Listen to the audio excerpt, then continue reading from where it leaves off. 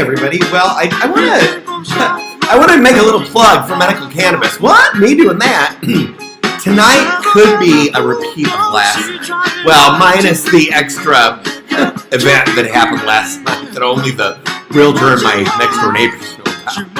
But I mean, obviously I woke up triggered, and it always gets back to my family, because I can't understand how my family of Edgewood Baptist Church Heights Christians support sex crimes and perversion. And they're picking that over me, very much so. But again, it's because little Bobby Heights, who was friends with Fitzpatrick, whose dad Todd lived in the house. Little Bobby Heights used to party here, folks. He's running around free, and he tried to kill me, DOJ, FBI. RIPD has a report on file. Little Bobby Heights beat me up in this house with people from this neighborhood. I don't know, was it Fitzpatrick? Was it Dipple? I was so drunk. It was the last night I ever took a drink before my tiny little relapse that essentially was no big deal. Of course I take responsibility for it, which it hadn't happened, but it was not boo-hoo end of world. That's what's wrong with AA. You tell people you'll die if you relapse, then they do. Blow their brains out because whack job bullies and AA beat up on them. You're sick people, AA. You're sick. You're as sick as my Heights family, quite frankly. Okay, back to medical cannabis.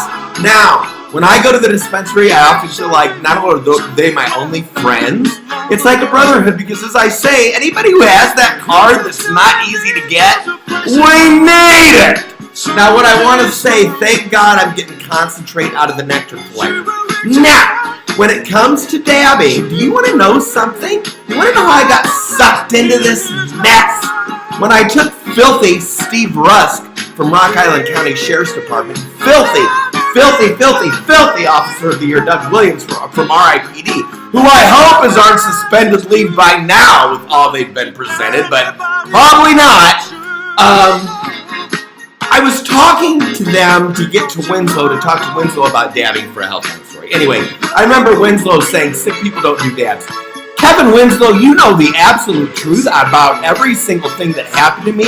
And Kevin Winslow of Illinois State Police, I sent you 3,500 emails that could solve all of this. Did you delete them, or did you turn them over to FBI DOJ? FBI DOJ, if you have not by now gotten Kevin Winslow of Illinois State Police emails that I sent to him, you need to get them right away.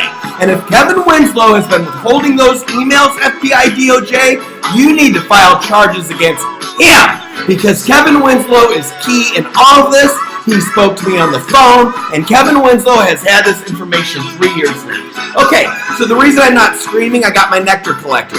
Now, beginner's lesson for dabbers, because I never would have known this.